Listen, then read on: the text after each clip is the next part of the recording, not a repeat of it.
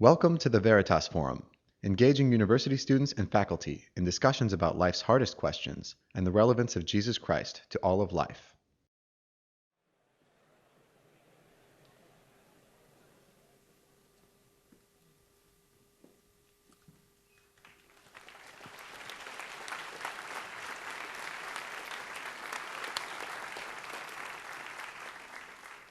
Good evening, everybody. My name's Ben. I am one of the board members of the Veritas Forum. Thank you so much for sharing your evening with us. It's a delight to have these three men on stage, as I'm sure you know. Before I was a board member of the Veritas Forum, I was actually like you. I was a consumer, a customer of Veritas Forums. And the reason that it drew me in was the big topics, the big questions, like the one we have tonight. So it was an intellectual curiosity. It was theoretical. But as I started consuming more and more Veritas content, it became extremely personal and therefore very practical to my life. And I noticed that it started informing big decisions for me. What kind of job should I have? What kind of company should I start? Who should I associate with to do these types of things? And so that's my encouragement to you tonight. Take this as an opportunity not to be theoretical, but personal and practical. That's the opportunity we have here tonight with these guys. You'll hear some radical ideas and some things that will definitely challenge us. So what's the program look like? We'll have two main sections. There's the section where these guys are up on stage and we're in the audience enjoying their conversation, and we'll have some Q&A.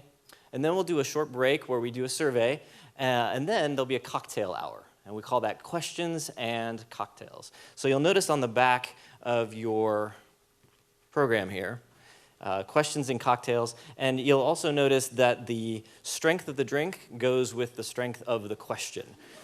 So pick your question wisely, pick your cohort wisely. And we do encourage you, I know it's a school night, but we encourage you to stick around. Please be part of the conversation that's ongoing after this. With respect to the Q&A, you will also notice there is a phone number at the bottom of the front. Please text your questions there. We won't be doing a live mic. Those questions will be beamed through the magic of technology straight to Scott here, our moderator, and he will be pulling from those questions to ask for the Q&A part. So, without further ado, let me introduce Scott Sherman, who is our host tonight, and I'll let him introduce the speakers. So Scott is the executive director of the Newbegin House of Studies. He's a member of the Newbegin faculty at Western Theological Seminary in Holland, Michigan, and he's a teaching pastor at City Church right here in San Francisco. He teaches courses in systematic theology, urban ministry, and missional liturgics, and oversees the Newbegin Fellows Leadership Program at City Church. He's a busy guy. Please join me in welcoming Scott Sherman. Thank you, Ben.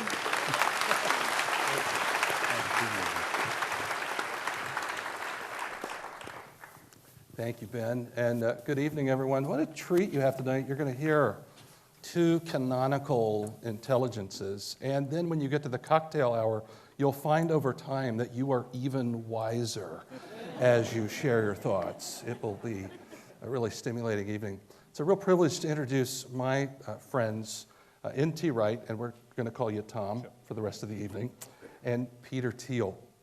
Let me tell you a little bit about each of them. First, Tom Wright. He is one of the greatest biblical scholars in the world. He has taught at McGill University, Oxford University, Cambridge University, and a leader in the church. He served as dean at Litchfield, canon theologian at Westminster Abbey, and most recently as Bishop of Durham. Now he serves as professor of early Christianity and New Testament at St. Andrews University, Scotland. And I may add, he plays golf. Badly, as he added. Yeah.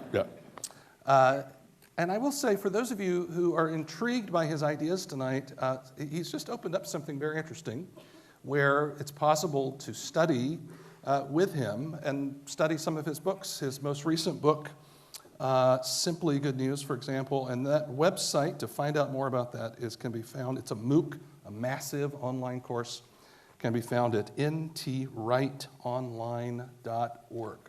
ntwrightonline.org. In this latest book, Simply Good News, he writes, when it comes to the future, God wants to put humans right and put the world right. Please welcome Tom Wright. Thank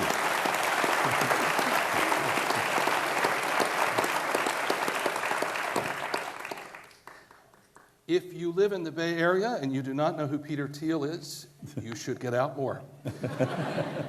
He is known for beginning breakout companies such as Palantir and PayPal, and he's known as, of course, for being the first outside investor in Facebook. Peter provided early funding for LinkedIn, Yelp, and just dozens of other technology startups. He's a partner at the Founders Fund, a Silicon Valley venture capital fund that has funded companies such as SpaceX, Airbnb, and Lyft.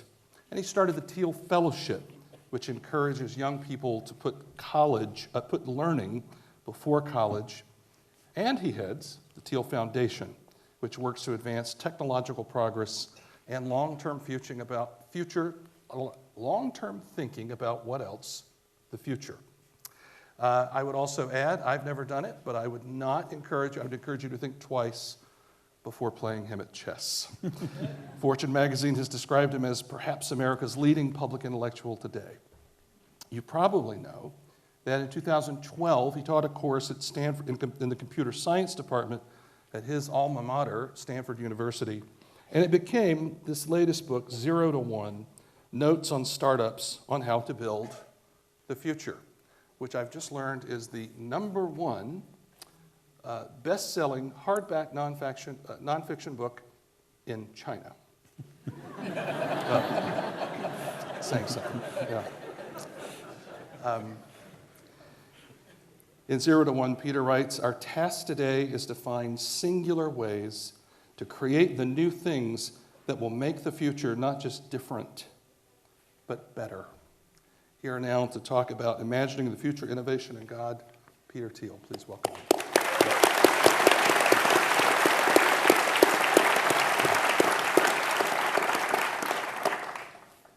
So, guys, you both have written books that challenge readers to deepen their imagination about the future. And I wonder, do you think there's a crisis of imagination that is limiting us as a society? Well, certainly we have a pretty serious crisis of imagining the future at all in many ways, and it's generally portrayed in all these sort of rather bleak, dismal ways. I'm very pro technology. I think there's sort of many ways that progress in technology is critical for a better future on many different levels. But if you look at if you want to get sort of a sense of the zeitgeist, if you look at all the science fiction movies that are made in Hollywood, they almost all portray a future that doesn't work, where technology destroys people. You have robots killing people like the Terminator. We're all plugged into the Matrix, Avatar, Elysium. I watched the Gravity movie the other day. You would never want to go into outer space. You'd be very happy to be back on a muddy planet somewhere, a muddy island somewhere. And I think that this, and so I do think there is this sort of sense that we no longer have as much confidence about the future being a better place. I'm very hopeful about the future. I'm not sort of utopian or sort of indefinitely optimistic. I think that I disagree with sort of the Ray Kurzweil formulation where the singularity is near, and we have these exponential technological curves, and all that we need to do is sort of sit back in a movie theater, eat popcorn, and watch the movie of the future unfold. And so I think these questions about the future, I don't think the future is this thing that just exists, but I think it's something that we should always talk about in terms of human agency, and it's always a matter of choices about what sort of a future we want to create. And I think that's always a constructive conversation to have. Yeah, that's fascinating. I think Western society in general over the last 200 years has privileged, and there's been massive studies done on this, has privileged left brain thinking, that is close-up analytic reasoning, kind of chartered accountancy thinking, if you like, rather than big picture music, metaphor, faith, imagination thinking, which has been regarded as a kind of a leisure activity for those who fancy that sort of thing. But then we come back to reality, which is the small-scale processing. And I think that's been deeply unhealthy. One of the biggest books on this recently, Ian McGilchrist's book, The Master and His Emissary, argues that what happens when the two brain hemispheres get separated is schizophrenia. And if somebody is running simply on the left hemisphere, there are certain signs of what happens. And he argues then at great length that that has happened and is happening in Western culture, which is precisely regarding the imagination as the leisure activity which won't actually be necessary for the real task, but it's just kind of fun if you want to use it. And he argues strongly that instead we ought to try in all ways we can to reverse that and to privilege the imagination and the arts and music and metaphor over against the rather boring flat rationalism of the small scale. So I think that's gone on and is going on. And I should say, by the way, I gave a lecture incorporating some of this stuff in St Andrews 2 or 3 years ago. And there was a leading brain scientist in the audience who took me aside afterwards and said, it's not quite as easy as that. So just in case there are brain scientists here, I'm well aware that there are always academic wrinkles to be had and footnotes, but this is the layman's broad brush version of it. I wasn't going to say anything. No, of course, thank you. It's kind of you.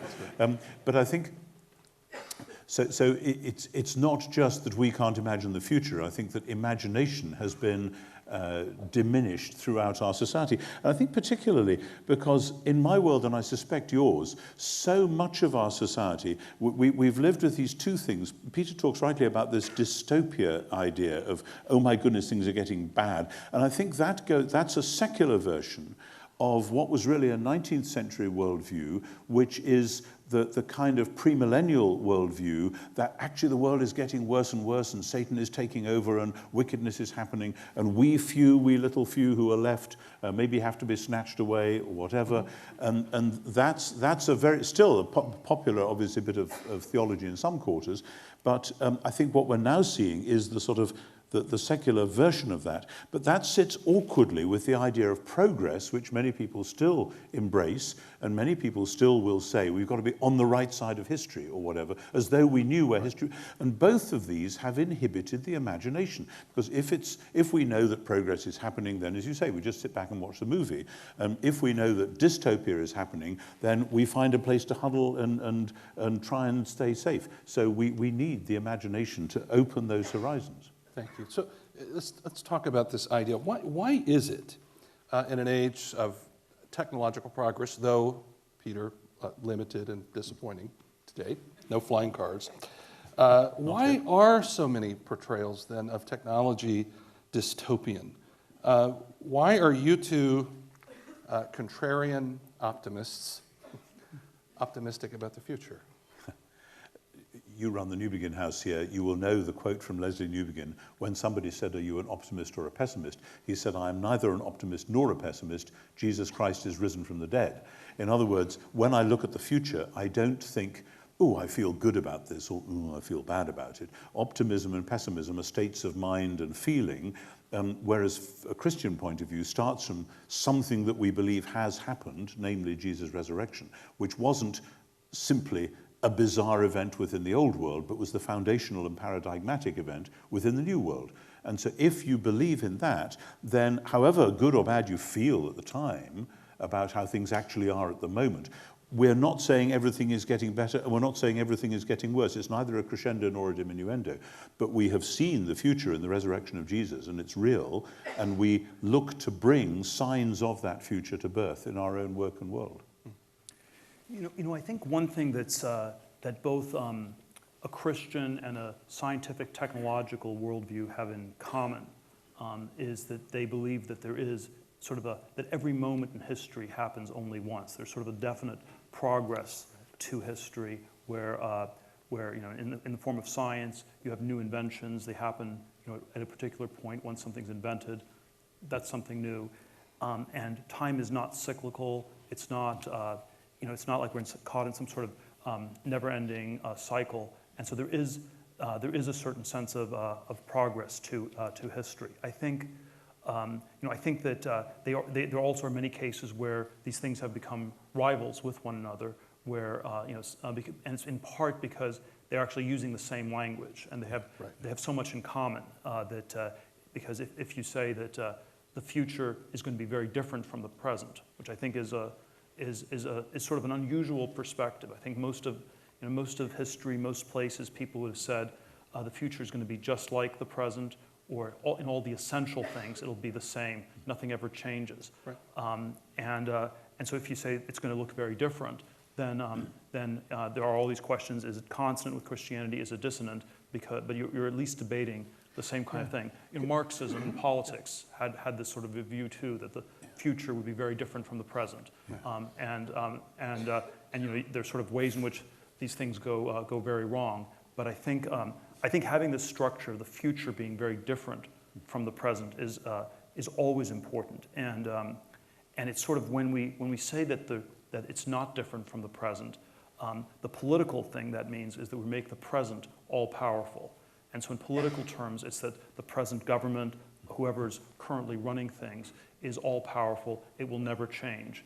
And the future is always an alternative to the present, and it means that you never have a completely closed system politically. So I think it has, it's not just in sort of technology or things, it's politically also a very important idea. Yeah, and that, if I can jump in there, one of the things which we regard as a malaise in UK politics right now is precisely that people think, well, whoever you vote for is not actually going to change that much, because these governments come and go, and actually the civil service is running it, and you can tinker with this and tinker with that. That's why there's great disillusion. But that, I think, goes back to the enormous hope that was invested in modern liberal social democracy over the last couple of hundred years, with the increase in the number of people who voted and so on, who were able to vote. And people really thought that if you got this right, then utopia might just be around the corner. And we've now done it for so long, and it's obvious that utopia hasn't arrived on schedule. So then the idea of something radically new is, I think, actually it's a Jewish idea. That's where Marx got it from. That's where Walter Benjamin got it from. And even if they didn't believe in God, they believed still in an eschatology, a new moment, something new would happen. And that has come up at various stages over the last century. And it seems to me the fact that it then gets slapped down and crushed by the failure of revolutions or by disastrous things that happen shouldn't put us off dreaming dreams and seeing visions and saying that new things might actually be possible. But the other thing which was just fascinating in what you said was the similarity between science and history, that once something's been invented, that's happened once and once only. You can't reinvent it, reinvent the wheel or whatever, because historians are often rebuked by scientists on the grounds that science is about what you can test in the laboratory. You can redo the experiment. But in fact, you can't redo the experiment of inventing something for the first time. And so I see a convergence there between science and history. And it makes me wonder whether, in fact, science and history both have something of a Judeo-Christian worldview, which, as you say, isn't cyclical. It is actually moving in a direction. And the question is, who's moving it? Is it random forces? Is it individual humans? How does that work? Well, I think there's so many different directions one can go. I'm always, so probably the single idea I'm most opposed to is always this idea of luck being all powerful, because I think that's ultimately this sort of this really self-defeating notion. And I've often said, like, luck is an atheistic word for God, where you sort of just a pagan word for God. Yeah. And so if you're atheist, you shouldn't believe in luck, and if you're Christian, you shouldn't believe in luck. So it's sort of an all-purpose, all-around argument. But I think that and I do think that that you can sort of distinguish modern science. There was a early version where it said. There's sort of different atheist versions of science one can distinguish. I think there was a lot of early modern science said, we don't need Christianity. We'll be able to achieve these things without God. And then I think there is sort of and I think that's sort of the optimistic atheist version. And then I think there's sort of a more pessimistic atheist version where it says that science proves that you can't achieve certain things at all. So, so in the area of radical life extension, optimistic atheism would be there's no limit to the relief of man's estate, to what science can do. And then the pessimistic version would be that you eventually run into sort of the heat death of the universe and it won't all work. And I think the more pessimistic versions are ones where chance ends up playing a bigger and bigger role. And I think there is this very interesting way in which the role of chance sort of has become somewhat bigger in the history of science as you sort of look from the 17th to the 21st centuries. Yeah. But when you talk about chance, it raises the question of some of the philosophical underpinnings of this crisis of imagination that we find ourselves in. And I know one of the things I've heard both of you talk about is that you think that one of the dominant philosophies at work is actually an ancient philosophy, Epicureanism. Yeah. Yeah, and I mean, in your own fair country, Thomas Jefferson declared, "I am an Epicurean." I actually think it was a bit more complicated than that, but he was kind of nailing that particular colour to the mast.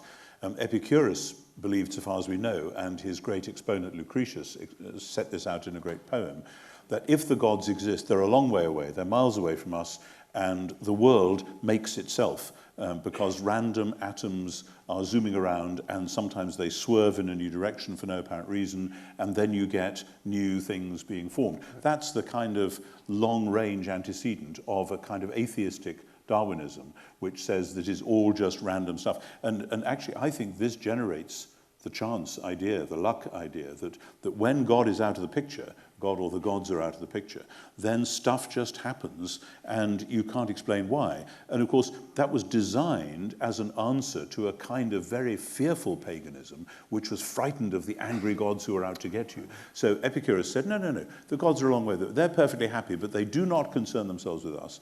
So then, well, the low-grade version is eat, drink, and be merry, for tomorrow we die. But there's nothing to worry about after death. It's just that's going to happen, so you may as well make yourself as comfortable as you can, while the world goes on with fortuna or luck or chance or whoever doing its own thing. And I think I agree with Peter. As that has gone on, it's not surprising that people have looked at the randomness of the world and said, well, there it is, just stuff happens, with occasionally some very big character putting a hand on the tiller this way or that.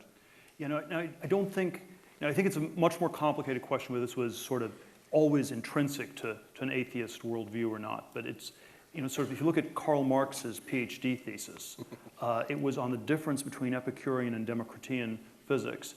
And Marx was very anti-Epicurean because he wanted people to work towards a definite revolution. He wanted people to work on projects for the future.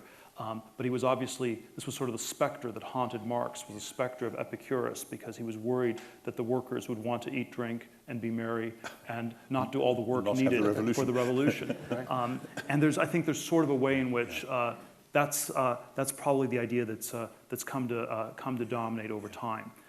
And I do think it is always somewhat deeply pessimistic. Because when you think that at the end of the day, chance dominates in the future. I think we have more debate about how much of a role chance played in the past, but I think it's a much more important question what chance has to do with the future. When you say that it dominates, you eventually have bad luck, and eventually something bad will happen, and things go wrong in one way or another. And the movie that I always think encapsulates this really well is the Coen Brothers classic, No Country for Old Men, where it's sort of, you eventually have bad luck, and chance is omnipotent. Modernity tries to overcome chance. The psycho killer is the Elvis character in the movie who goes around shooting people, but then he doesn't quite succeed in overcoming chance, and at the end, chance still catches up. And I think that's sort of a literary encapsulation of it. Yeah, it's interesting. There's been a great debate in the last century among historians as to whether what's going on in history, what we observe, is simply the chance movement of huge blind forces rumbling this way and that, with, as I said, an occasional human hand on the tiller, or whether history is actually the history of the great leaders who mold history according to their will. And I think Marx wanted a version of people to emerge. It's a kind of a secular messianic dream, really, who would be the revolutionary leaders. And he didn't want too much change, as you say, because if the workers get more comfortable with their lot, then they won't want to revolt. But as the historians have been wrestling, particularly in the 20th century, when so many of them were saying, why did the First World War happen? And then, for goodness sake, why did the Second World War happen? And now we have, why did 9/11 happen? Is this simply all sorts of forces like tectonic plates that have been building up over centuries? Or is it that there have been one or two or three or more big characters who've said, this is what we have to do, and have, as I say, bent history to their will? And I'm an Anglican, I'm a both-and person, so I'm inclined to say there's a lot of things going on, but there's also a lot of human beings who actually do things. And that's the question then for the future. What does it mean to find yourself summoned, called, if you like, actually to do things that will make a difference? And how do you know, and how do you navigate that, granted that there are these large forces going on as well? Well, I think this question of luck is always a very hard one to answer. So if we're talking about one-time events like the First World War or 9/11 or things like that, and we say, was this a freak accident or was it, some deliberate choices? It's not like we can run the experiment 1,000 times and see if it happens every time or if it was a freak accident. Yeah. And so it ends up often just being sort of a bias we have, how much we attribute to luck or not.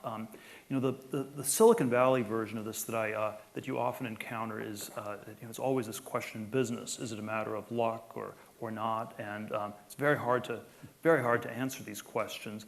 But I often think there are these two somewhat different attitudes one can have. One is that it's just all a matter of luck. This is sort of a statement about the deep nature of the universe.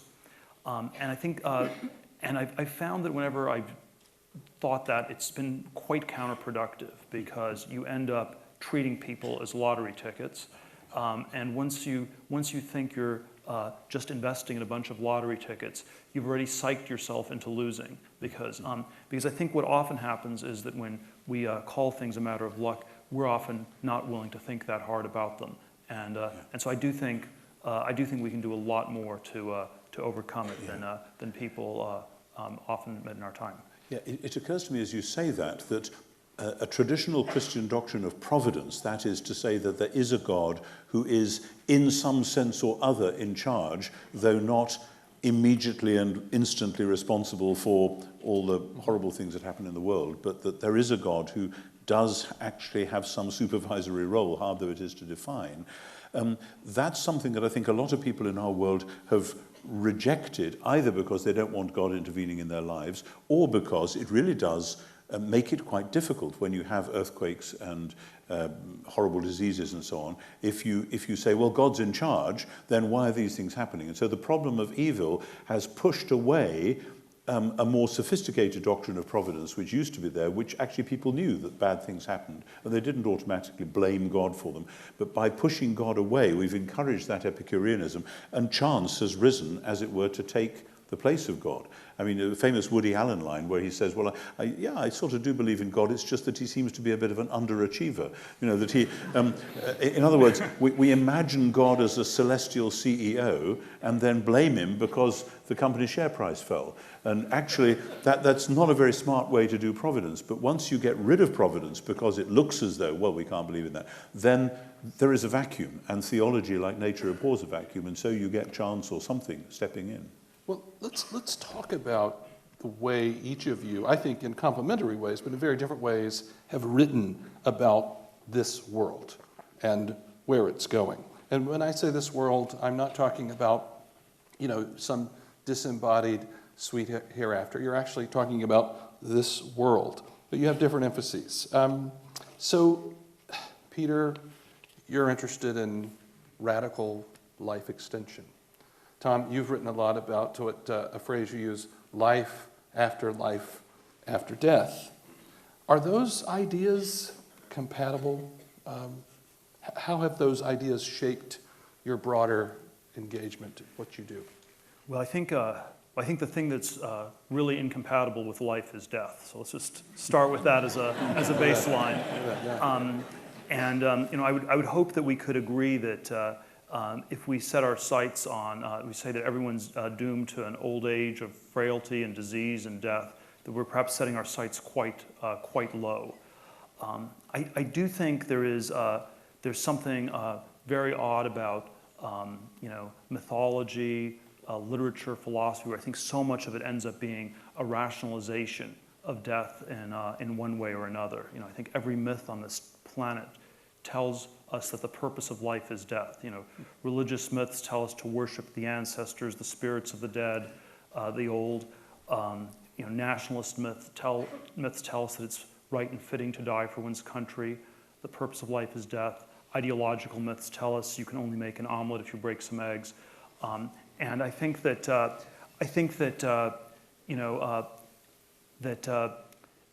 we sort of end up rationalizing death because it's sort of a way that we hide our fear of it. So I think it was Friedrich Schiller, in the Enlightenment, said there can't be anything wrong with death because anything that's universal can't be evil. And I think the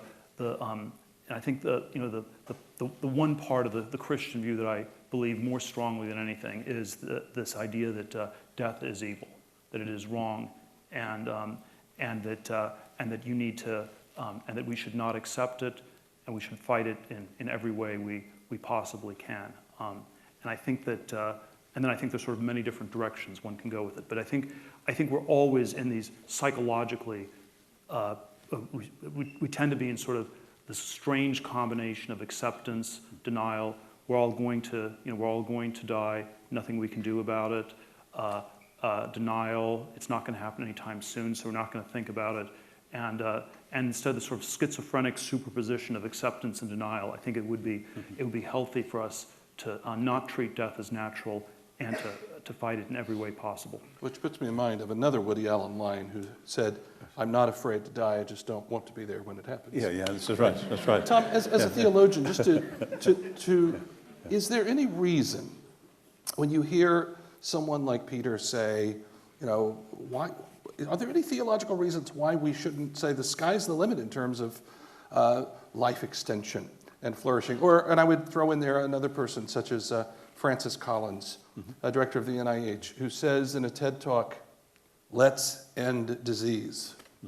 Are there theological reasons we should be dubious about such things? Peter is obviously completely right from a Christian point of view that death is described in the New Testament as an enemy, as the last enemy, as the great enemy, which is obvious if you have a creational view, that is to say, a view that there is a good creator and the world that he made is a good place. However much we've spoilt it, that's the basis. Then death is the denial of the goodness of life and the goodness and God-givenness of life. And death is kind of spitting in God's face as well as in our face. And that would be a Christian point of view. But the question then is what you do about it. And I think we need to remind ourselves that 100, 200 years ago, maybe 200 or 300 years ago, even in the such technologically advanced Western society as there was, average life expectancy for most people was probably 40, 50, 60, that sort of age. So that people who could afford to would retire in their 40s so that they could have a few years to enjoy before they died, assuming that might be in their 50s. So not many people lived to the age which we now regard in the West as reasonably normal. There are an awful lot of people 70, 80, 90. It's actually caused a problem in my church, the Church of England, because the pension scheme was relying on clergy dying a lot younger than they have been doing.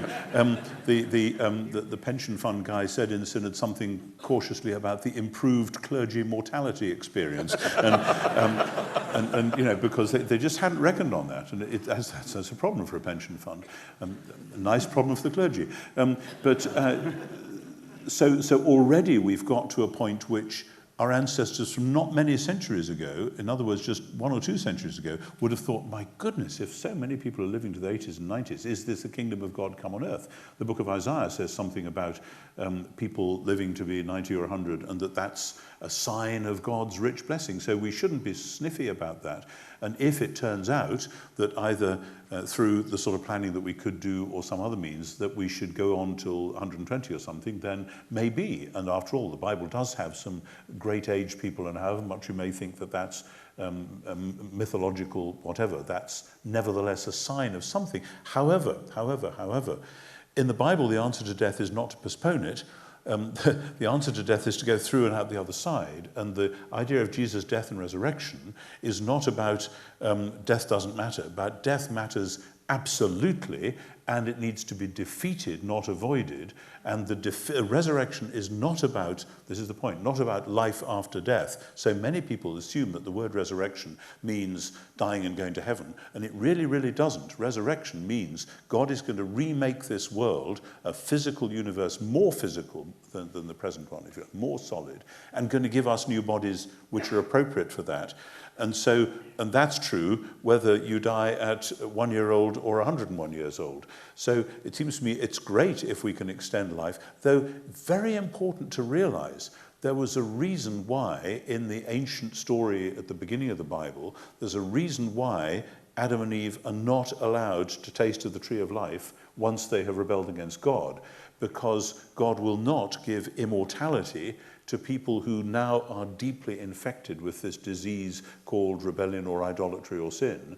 And otherwise, if you absolutize it, if you say, okay, I'll live to be 150, then I'll still be a sinner, I'll still be conflicted, I'll still have wrong emotions.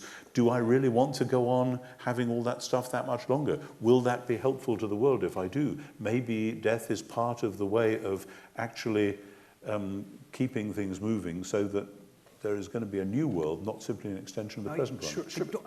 I really have to disagree with that that last formulation, because that's even though there is sort of there's a way you can get at it. It strikes me as actually very Epicurean in a way. It's sort of it's like Hamlet's evil mother Gertrude telling Hamlet, all that lives must die. And on some level, it's a statement about nature. It's a statement about reality. But then on another level, it is a statement of just accepting the rottenness that is Denmark. And so I think, that and I think it's always there certainly is a type of a Christian view in which you shouldn't think about the future. You don't need to worry about it. God will take care of absolutely everything. And it's even a sin to think about the future. Yeah. But I surely wouldn't go that far, for example. No, of course I wouldn't. And I was just thinking as you're saying, there's a lovely example of a sort of a both and again in John Donne, the early 17th century poet, who actually had his own coffin made and used to sleep in it to get himself ready for it. But he also wrote that amazing poem, Death Be Not Proud, though some have called thee mighty and dreadful, for thou art not so. And he's naming death and saying, you're just a slave to chance and kings and desperate men, and we can do the same thing more or less by taking drugs, so you're not such a big deal, death. And then it ends, at one short sleep past we wake eternally, and death shall be no more. Death, thou shalt die. And that's a way of saying we're not just accepting it, we're kicking back at it. And we know that you will do this to us, but actually you won't have the last laugh. And then you have, of course, a secular version of that in Dylan Thomas's Rage, Rage Against the Dying of the Light, that this is not something we go gently into. So I think people have been wrestling with these things in the deep roots of our culture. And so I hear what you say, and I wasn't trying to say we should therefore just roll over and accept it. It is something to fight against. I think this was sort of, if you look at the charter of the Royal Society, when it was Royal Society of Science, when it was founded in the sort of early 17th century, it said the most important goal was the prolongation of life. And there certainly we can certainly come up with scenarios where that goes badly wrong or that's misleading. But I still tend to think that this happened in a Christian context. This was not in ancient Greece. It would have been all about nature, timeless and eternal things. The word nature does not occur once, I believe, in the entire Old Testament. And that's not the fact that death may be natural is not the baseline. And so that this was, even the atheist forms of modern science felt that they had to compete with Christianity and say they were going to do something about this problem. Yeah. And then, I think, just to make this a little bit less abstract, I think that in practice, it's not as though it's going to be a matter of having like a single pill that makes you live forever, and then we get into these sort of extreme questions of what that would mean. Would you just be hopelessly bored, or would something go terribly wrong Everyone if you did else this? Would be bored with having you around forever. Yeah, or something like that.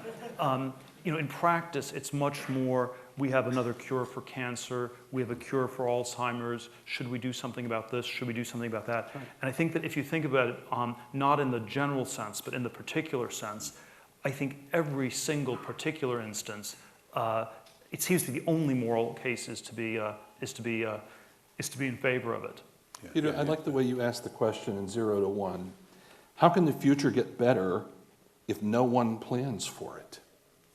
And so one of the questions I have for both of you is, as you think about your respective vocations and the way you're both sort of writing about to vast audiences about the future, what is the relevance of God in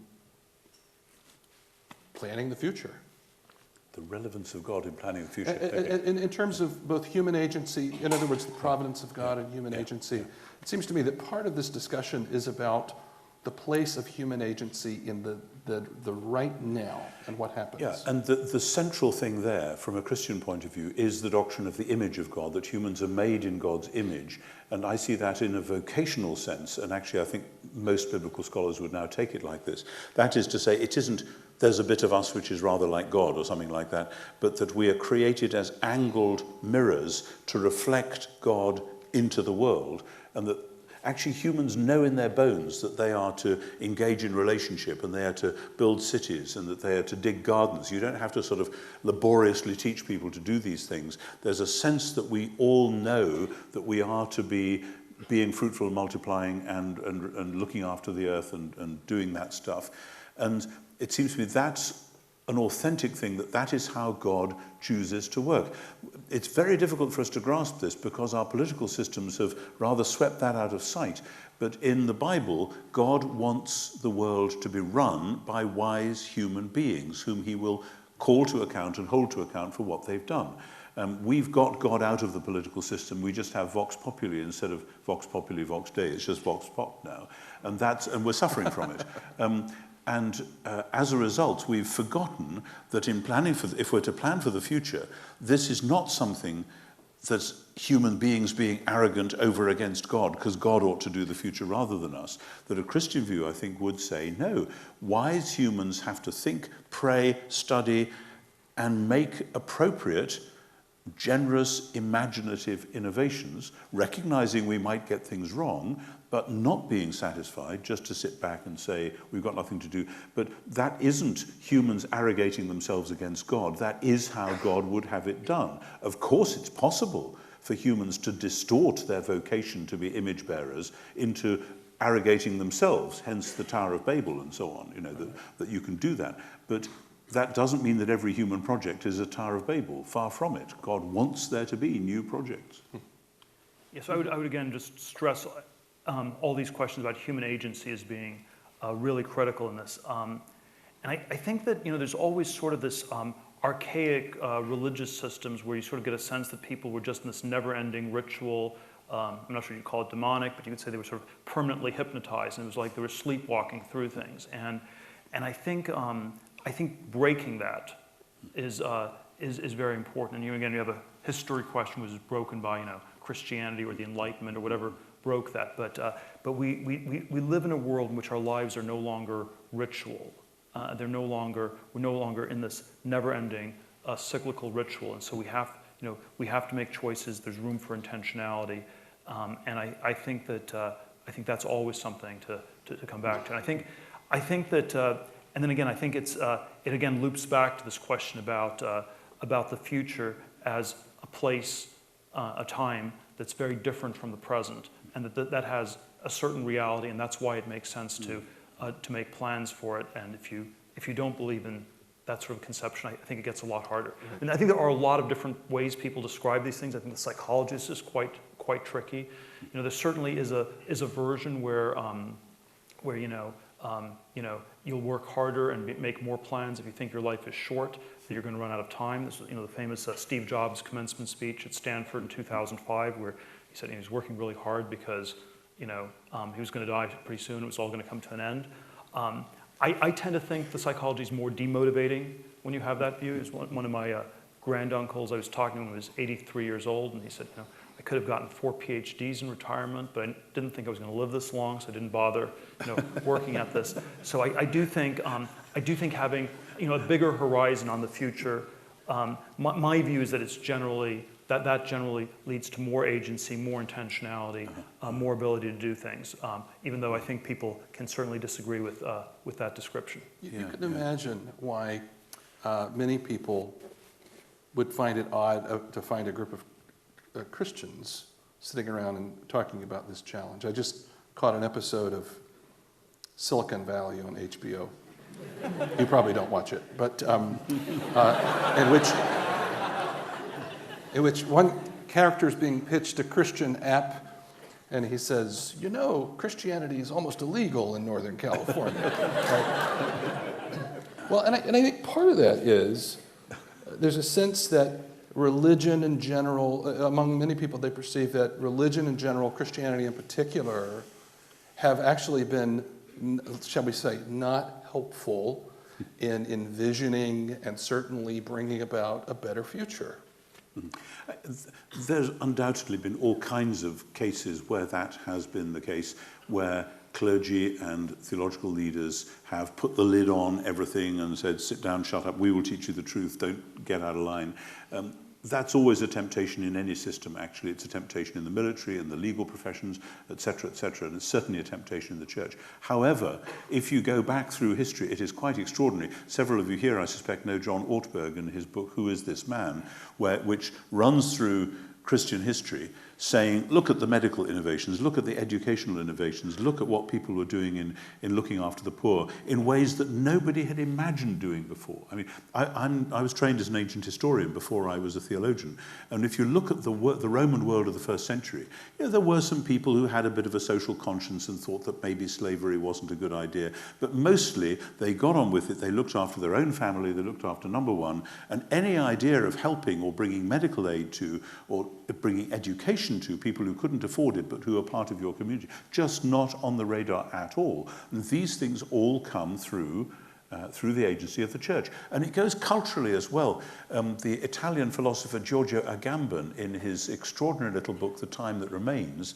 argues that the notion of rhyme in European poetry grows straight out of an early Christian worldview. Nobody was rhyming in the days of Virgil. By the time you get the high medieval period, they are rhyming. And he says it's because they're trying to encapsulate this idea of creation, a new creation, and a new sense of time, which and so, there are all sorts of things like this which I think we've screened out by and large. And in music as well, the way in which the full flowering of Western music grew out of the Christian tradition. This is not an accident. There were things going on right through church history which were rehumanizing at the educational, medical, and particularly looking after the poor levels, but also in the worlds of the arts as well. And we in the modern world have forgot that. Christianity's got that kitsch rubbish down the road. Oh no, we're the real artists. And I think we need to think again about that, about the contribution that the church at its best has made, while recognizing that the church at its worst is just as bad as anybody else. Well, I always think probably the biggest problem with religion is always the history of religion, and that sort of if it's always why I'm quite uncomfortable identifying as Christian, because it feels like you have to somehow have an explanation for all these terrible things that have been done, in the name of Christianity historically, and this is always. So I do think the problem of history is perhaps the greatest single problem that one has. I think that it's you would say what I would say is that there is of course always a sense in Christianity where it predicted that it would fail. It predicted that people would get it wrong in many ways. And so it is somehow different from Marxism, which did not predict its own failure. And so it's at least, the history is at least very, very complicated in that way. And because I think you always had this element of saying that we'd try to make the world better over time. This was a big part of historically what animated the West. And we can again have a complicated debate, how much was the Enlightenment or Christianity, but this idea that you would try to make the world better over time. It is natural for us now to look back on the past and say how bad things were, even though it was in part because people were working hard to make things better. And so, for example, if you come back to the Epicurean theme, if we imagine that people don't work towards the future, and the world in the year 2115 doesn't look that much different from today in 2015, if we were having a conversation in 2115, which, if you get your way, we might just be. I mean, yeah, well, we'd have actually, if we had, then we'd have some really big progress, though. So that would be that wouldn't be this hypothetical. Yes, that's true. Then that would have answered its own question. So it wouldn't be we. It would be other people had a conversation. They would say, yeah, you know, those people in 1915, they were really backwards. 2015, they were actually pretty advanced because they were just like us. So it's paradoxically because we've progressed that we are able to sort of judge the past a lot more harshly. And I think, and so I think that's always a perspective worth keeping in mind. What C.S. Lewis called chronological snobbery. Yeah, but what Lewis was aiming at with his chronological snobbery in his inaugural lecture in Cambridge was against precisely the Enlightenment arrogance that says everything that came before roughly 1760 or sometime was sort of backward, and they didn't know the laws of nature, and whereas we now have grown up. And you find that certainly in my country, every day on the radio you hear it. Now that we live in the 21st century, ... or now that we live in the modern world, ... implying that we're all signed up to a steady evolutionary progressive view, what some people call the Whig interpretation of history, you know, that history is automatically moving in a liberalizing direction. That's what Hillary Clinton meant when she talked about people in the Arab Spring getting on the wrong side of history, you know, that we know where history is going. So I think I want to say that the Christian vision isn't a steady linear development, a steady smooth progress up to the light. And anyone that thought that would just have to look at the last 20 centuries and say, well, think again, because as you say, Christian history is an embarrassment. It's one of the reasons why in the Lord's Prayer we still say every day, forgive us our trespasses, because Jesus gave us that prayer because he knew we would need to say that line, among others. And we do. But the danger then is that in rejecting that idea of a smooth sort of Hegelian progress, we reject the idea that you can do anything. And I know Christians who say, well, one day Jesus will come again and sort it all out, and it'd be very arrogant of us to think that we can do anything before he comes back, so we really shouldn't try, because that's a sort of Pelagianism. And I just think that is rubbish. The point about life after death is that God is going to make a new world, but that has already begun with the resurrection of Jesus. And the gift of the Spirit is to enable Jesus' followers to be new creation people already, and to do things which, when God makes his final new world, will somehow, in ways we can't imagine, be part of that new world. Paul says, what you do in the Lord is not wasted.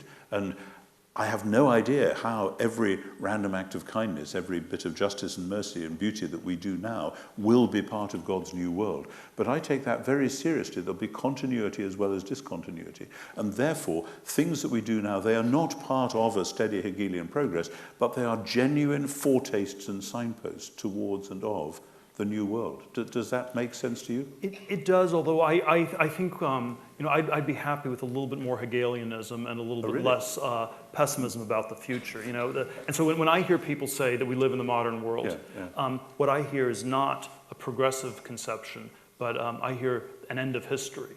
Because when I hear people say we're in the modern world, or that we're living in a developed country, that strikes me not as a statement of advancement. It strikes me as a statement of pessimism. Because of a static. It says that everything happened in the past.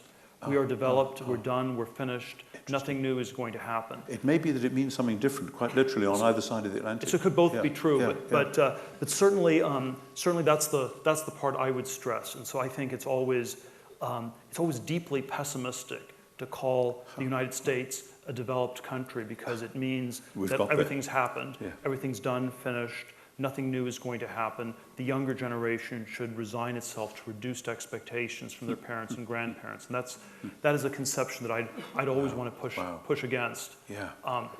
It's not just that it means something different. If that's what it means over here, then it means something almost opposite. Because with us, when people say it on the radio and in the newspapers, it's like we had this debate about whether women should be ordained as bishops, and that was a debate in the church, but then it came into the House of Commons 18 months, 2 years ago. And David Cameron said that the church should, quote, get with the programme, which was an extraordinary thing to say from a secular government, you know, that we know that there is a programme for the steady advancement of women in all professions, therefore the church should do this as well. Now, I happen to believe that it's a good thing that we have ordained... Right. He was right. That it wasn't, we did it, we've done it, not because there was an inexorable programme that ought to be followed right. In all respects, but for quite different reasons. And any idea that secular commentators can see which way, as I say, which way history is going and say, let's just get on board, that is what many theologians like Karl Barth in the last century objected against, because that led to the rise of totalitarianism, that this is where history is going. So our time is just flying by. Many of you have already picked up that there's a number you can text if you have questions, and a bunch of them are flowing in. This is not my personal number, by the way, just a number that's being forwarded to me. But your questions are coming in. So the number is, just to see here again, 757-279-7224. I'd actually like to move to audience questions now. And there are just far too many, but I'm going to try to select some ones that are interesting. This is actually a question to both of you. Poverty is perhaps the one of the most common topics in the Bible. According to The Economist, the global poverty rate has been halved in the last 20 years. Can you imagine the poverty rate going to zero? Or I would add, should we imagine that? Well, I think there's no reason that one could not have, a lot more progress on all these fronts. The economic manifestation of poverty is scarcity, and so and I do think that if you have a lot more technological progress, you can overcome it. I'm always a little bit hesitant about talking about poverty in the abstract, and so I think it's always best to frame in terms of much more specific context. So if we talk about the city of San Francisco, what poverty. Why is there poverty? What drives it? I would say it's all sorts of different factors, but it's the coalition of urban slumlords that prevents any new housing from being built, because this is the thing that's an incredibly scarce supply, and you have to overcome. So I think it's always good for us to try to concretize these things very, very precisely and think about them. And I'm always hesitant about describing it on the abstract level of the world as a whole. I think that's absolutely fair enough, but in my previous job, I worked in what was probably the poorest part of England, certainly. Some major deprivation, both in urban and in rural societies, and classic things which I thought had gone out 100 years ago, where a family with five children, only one can go to school at the time because there's only one pair of shoes. Now, that family may have a television, they may have a washing machine, which wouldn't have been the case before, but real horrible poverty of a sort that I was not prepared was not expecting to see. So it happens in the first world as well as in the wider world. But the thing that, and it comes back to imagination, and it comes back to people thinking creatively about the future. We all basically know, if we know anything about global macroeconomics, that large swathes of the world have been paying compound interest on huge unpayable debts to banks and institutions in the first world, usually loans taken out by tyrants from 2 generations ago, and the interest has been building up because a country can't go bankrupt, an individual can, but a country can't. And whenever we in the churches, and we in the UK, the churches have been in the forefront of this, have protested and said, this debt must be stopped, it must be relieved, it's unjust, people are growing the wrong crops to sell at the wrong price rather than developing their own proper economies. We've been told, oh no, this is the way the world works. We can't alter this. Nothing can be done. No imagination. This is how the system is. Then, in 2007, 2008, suddenly some of the big banks found that they were a bit short of cash, and some of the big businesses likewise. And they went in their private jets to Washington and to London, and they said, we've got some trouble here. Can you sort of see us through? And the very rich did for the very rich what they had refused to do for the very poor, namely cancel debts. so they could start again. And you don't actually have to be a macroeconomist to say what's wrong with this picture. And so it seems to me, imagination, something fresh. We did it for Tanzania, we've done it for some countries, and as a result, the Tanzanian economy has absolutely stormed ahead from where it was, say, 20 years ago. It's time to do it for other countries as well. So, as with Francis Collins and disease, I am a sort of a cautious New Begin-esque optimist. I think we can do it. I think it's a failure of imagination, a failure of political and economic will, and I think we should go for it, absolutely. I think that's a central Christian imperative. I don't disagree with that. I think there's always the thing I would always stress is that it's that I think there are sort of many different political perspectives one can have on this, and simple. There are ways we can push back and ask a lot of questions whether simple redistribution is actually the precise right way to go. And so I think it's I think the deep problem is that we live in a world where if you redistributed everything, the whole world would be actually quite poor.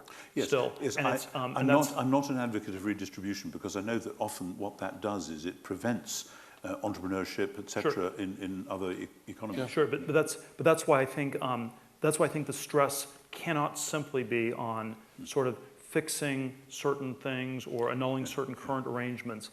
But I don't think we will ever solve the problem of poverty unless you actually do some very new things too. Well, that may well be. That may well be. So it's at least an and. Yeah. Here's an irresistible question.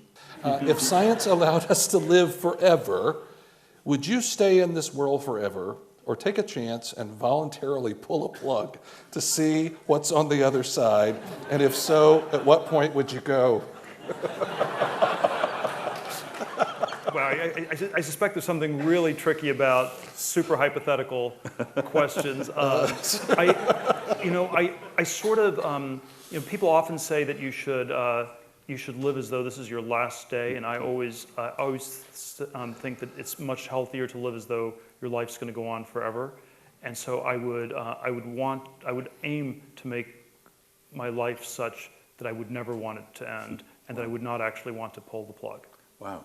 I mean, obviously there are questions about aging and questions about health, and there's that scary old myth which Eliot picks up in one of his poems, that the Sibyl from Cumae, who was given by Apollo the gift of everlasting life, but she had forgotten to ask for the gift of everlasting youth.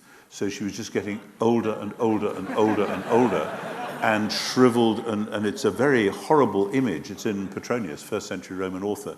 And people go up to her and say, Sibyl, what do you want? And she says, apothenin thelo, I want to die, and she can't. And that, I think, is an ancient response to the imagination of what might it be like if you just went on and couldn't die and just got older and older. No, so I mean, it's a pagan response. Okay. But I think the Christian response and the Jewish response is not to say, therefore, let's just keep it going and keep pumped up and keep youthful. And what age would one like to stay? Would one like to stay sort of 41 or 35 or 25 like you are, Scott, or something? It would just be not quite clear. It's like the patristic debates as to what age we will be in the resurrection. And some people said, well, Jesus was 33, so we'll all be 33. But I think there's also the question of evil, that the more you know your own heart, the more you realize that however much you pray and fast and study and practice the Christian faith or other faiths, there are still things which are cross-grained and which are going wrong, and things that you wish you didn't do that you do, and things that you wish you did do which somehow you never get around to doing. And the thought of that going on and on and on forever is pretty scary, actually. I mean, I was talking 2 years ago to an old lady who'd just celebrated her 101st birthday, and she said to me, she said, I'm quite ready to go. It can't be any worse than this, can it? And she was She was my father's older sister. She was my aunt, and bless her, she died at 101 and a half.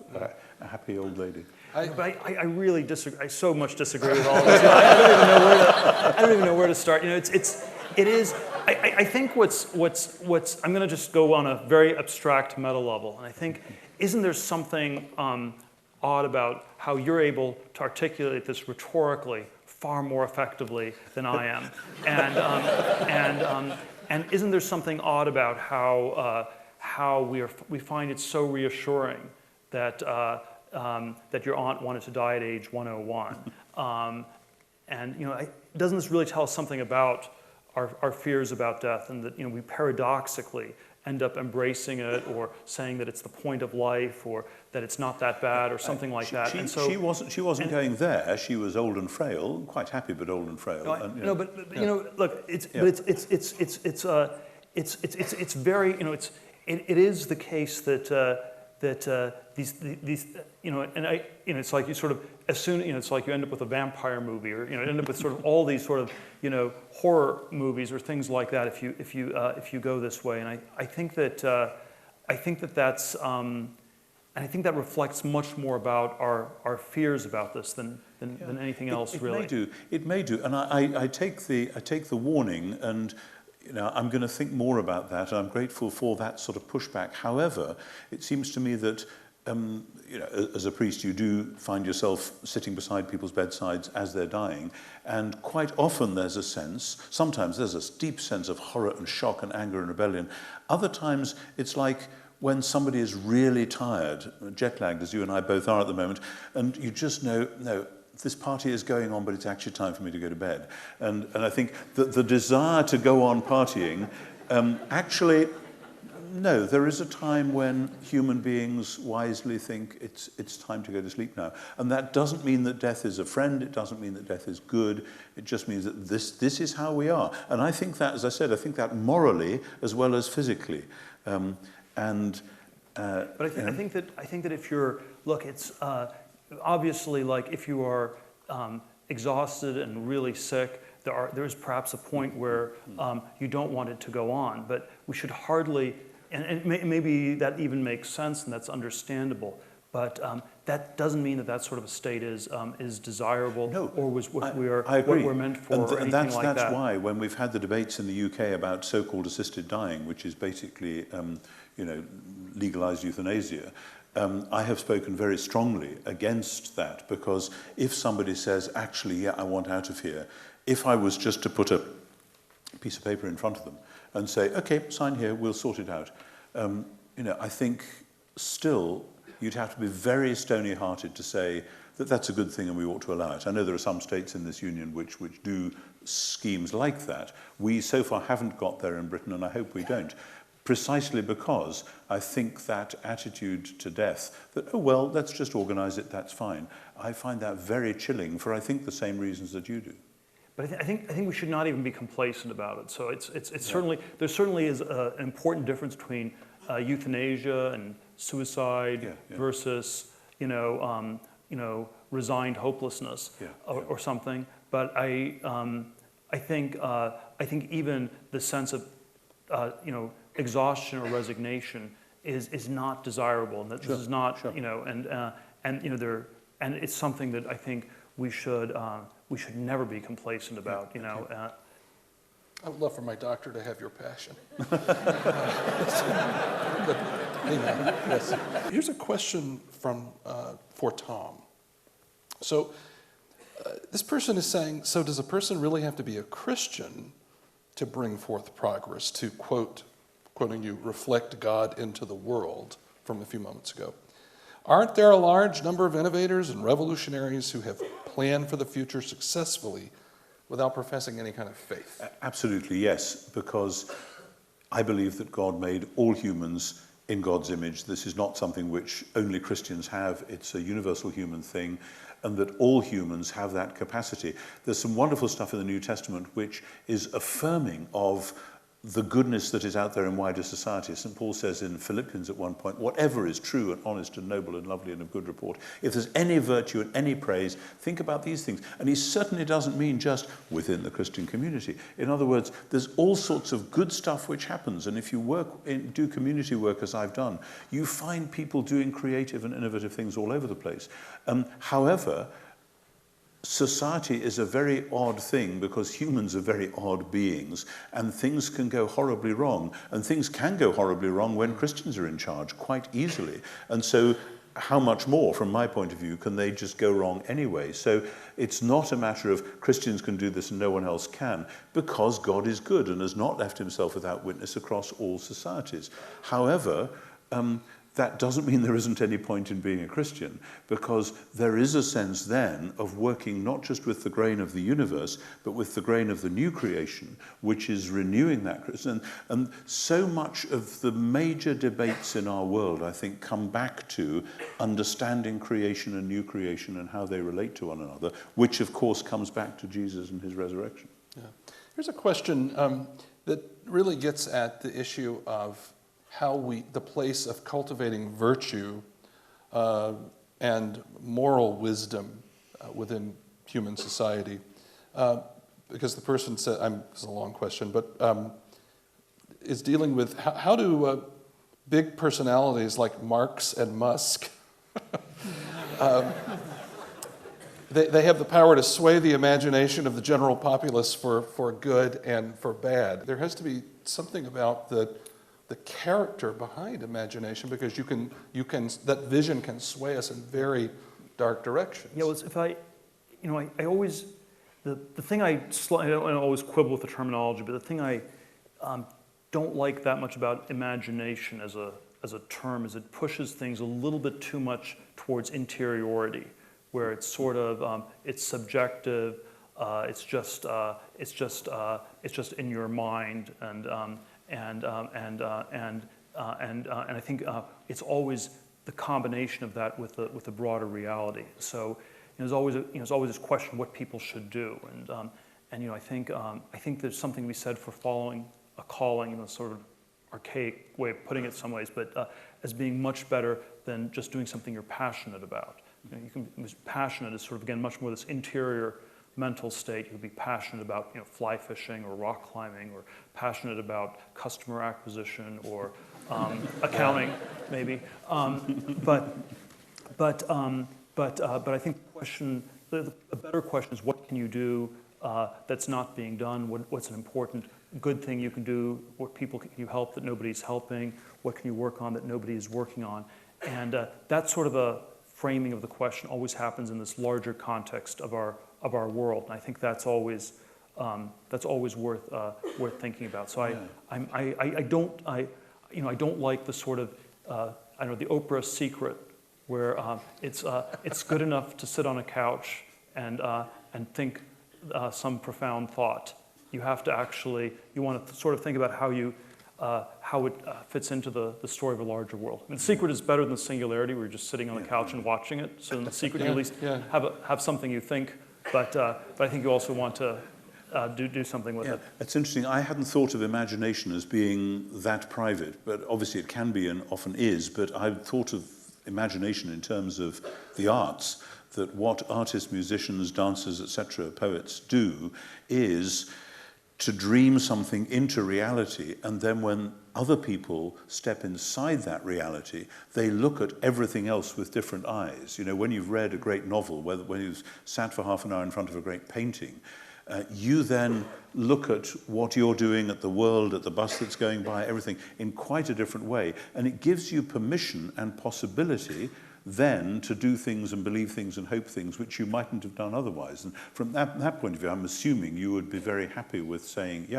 the creative imagination that creates new worlds for people to think differently in. Sure, but I think it's I always like putting the stress a little bit more on the context, on this context we're in, and where we don't want to simply escape to an imaginary world of again. So this is again where it has sort of where imaginary just means fantasy. Yes. But I mean, I'll give you an example. I used to, this is a specifically theological one, but it makes the point. I used to have regular debates with my old friend Marcus Borg, who died sadly just earlier this year. And there would be one certain point in our debates, because we did them several times, we were talking about the resurrection, and Mark would say, I just can't imagine that. And I would say to Mark, you need to work on your imagination. And actually, there are artists, musicians, poets who could help you do that. And if you avoid that, you are living in this smaller world when there might be a larger one, which your imagination might be able to open up to. And that's so, I think, for technological innovation, for what we should be doing over the next 100 years to eliminate war, disease, poverty, etc. We need to imagine a world in which these things are possible, and I think it's often the artists and the painters and the musicians who can help us do that. Here's another question that is on that sort of moral imagination trajectory. Someone says, and I think this is to you, Peter, how do you speak to the seeming trend that the future and tech seems to be dominated by problems generally confronting 20-somethings? Meaning, do you think that there's greater soul-searching and reflecting is needed in the tech world? Well, I've been a critic in the sense that I think that we should be doing a lot more. It's very often when these criticisms are made, though, it's sort of it's always in this context of technology as a scapegoat, something that gets blamed for all of our problems, and the suggestion is that we have. And so I think one can be a critic of Silicon Valley, and there's a form of the critique where it's too much, it's too fast, it's changing things too much.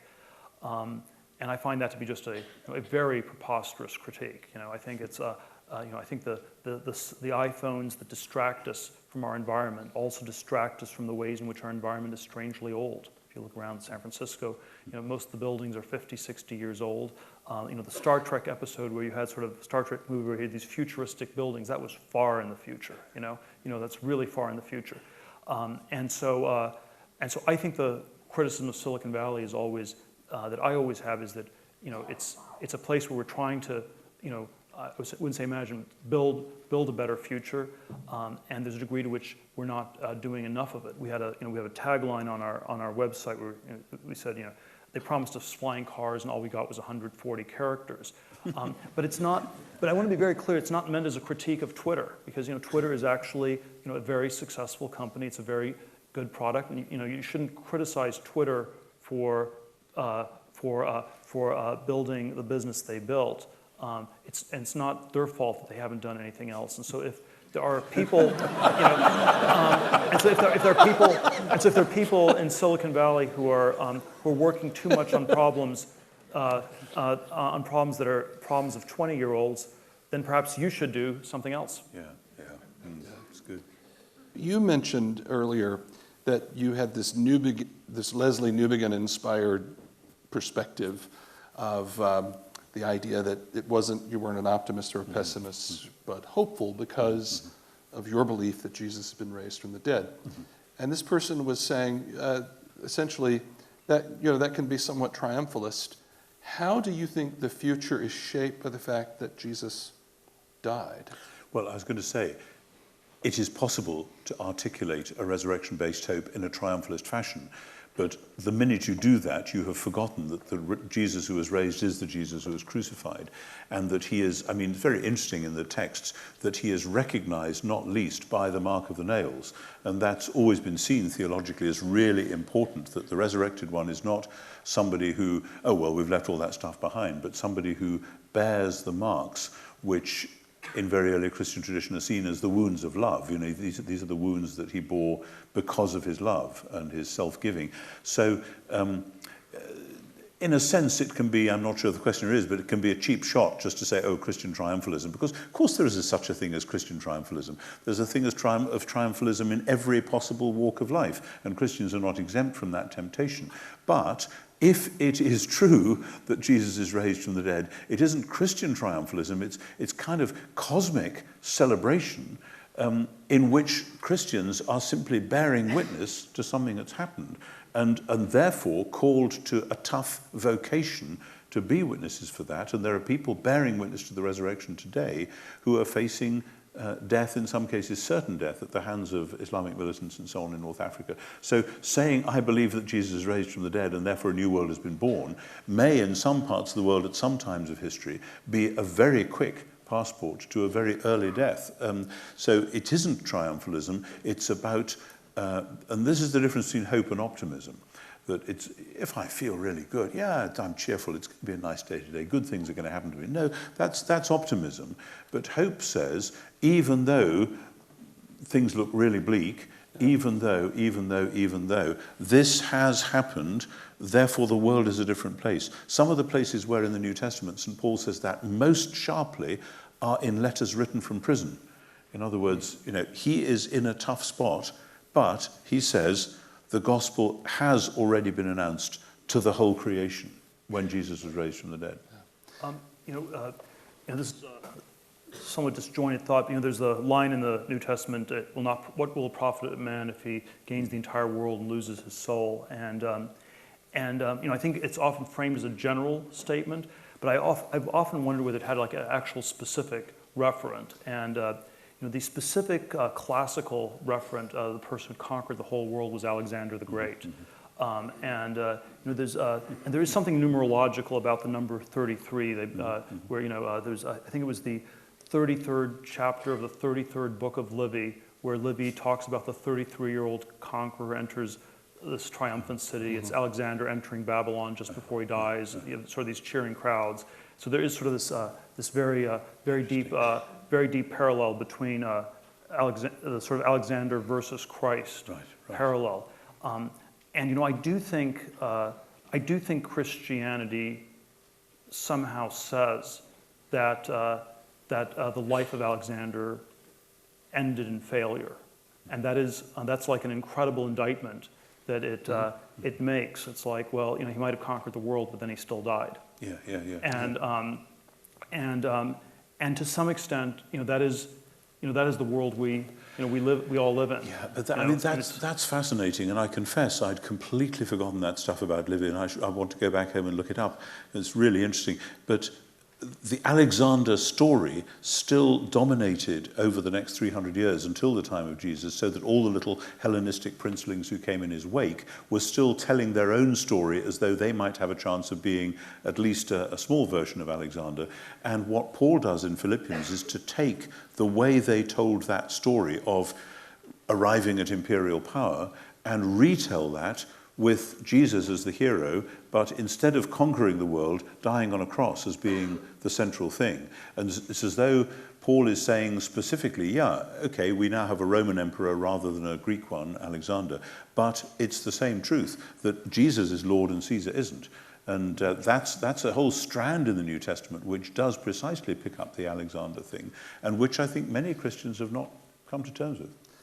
Sadly, we are coming to the end of our time here. And as we wrap up here, I actually wanted to quote something from Peter that I just loved in a recent interview you gave, where you say, I don't think the future is this fixed thing that just exists. I don't think there's something automatic about the great stagnation ending or not ending. I think I always believe in human agency, and so I think it matters a great deal whether people end it or not. So I think everyone here has come out, I'm guessing, fair amount of certainty, because they care about the future. So what parting counsel would you give on how we go about creating a just and flourishing society? What do you want to challenge people with? I would say expect God to do new things which are pointing towards the kingdom, and expect that he may nudge you to be part of those new things here and now. My answers are always very anti-formulaic, and so if I could tell you precisely what to do, that would be counterproductive to human agency or anything like that. So I think work on some very important problems that people aren't working on. And try to find your calling in the larger context of our world. Yeah. Let's give our thanks to both of these guys. Thank you. Thank you very much. Thanks. For more information about the Veritas Forum, including additional recordings and a calendar of upcoming events, please visit our website at veritas.org.